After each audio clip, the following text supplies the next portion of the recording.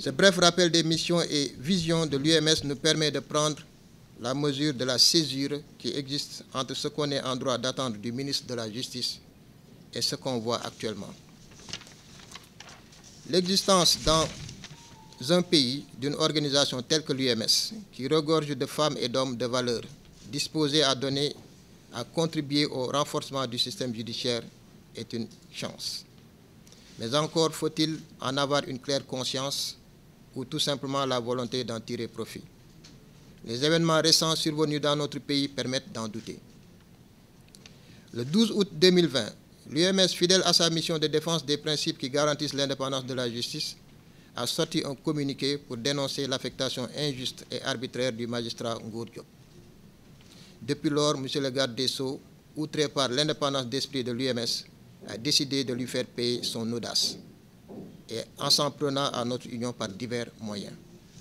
C'est d'abord la cellule de communication du ministre de la Justice qui se met à diffuser aux organes de presse la lettre de démission de notre collègue Ousmane Kane comme membre de l'UMS. Ce fut ensuite la saisine de ligage pour faire entendre le président de l'UMS pour des propos tenus relativement à une affaire définitivement jugée au moment où des magistrats, connus pour leur proximité avec le régime, mènent en toute illégalité des activités politiques. C'est enfin cette campagne de dénigrement sur fond de contre-vérité au sujet de la nationalité, des accointances politiques et des origines ethniques du président de l'UMS. En se livrant à une telle stratégie de musellement de notre association, le garde des Sceaux veut nous imposer une alternative, se taire ou disparaître. Nous, membres de l'UMS, avons choisi une troisième voie, celle de la liberté et de la dignité.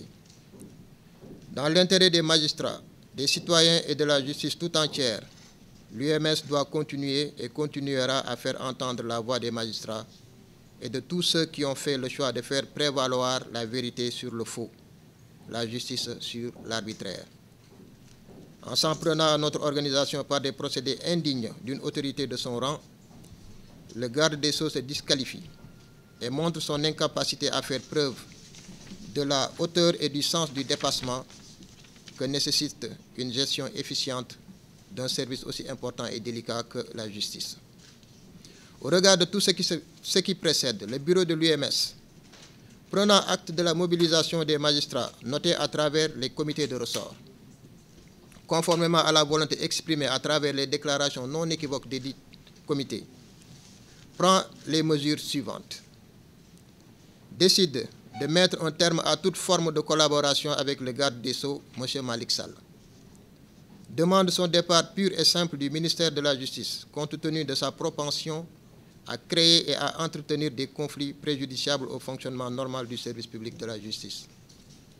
Exige l'abandon immédiat de la procédure initiée contre le président de l'UMS. Invite les membres élus du Conseil supérieur à suspendre toute activité au sein du Conseil. Invite tous les collègues à se constituer d'ores et déjà comme conseil pour la défense du président Téliko. Demande l'intervention du président de la République pour prendre les dispositions nécessaires au fonctionnement harmonieux de l'institution judiciaire. Se félicite de l'élan de solidarité manifesté par les citoyens sénégalais de tous bords et invite tous les hommes épris de justice à faire barrage à cette tentative de museler le socle de l'état de droit que représente la justice. Enfin, encourage les collègues à rester soudés et à éviter de tomber dans le piège de la manipulation.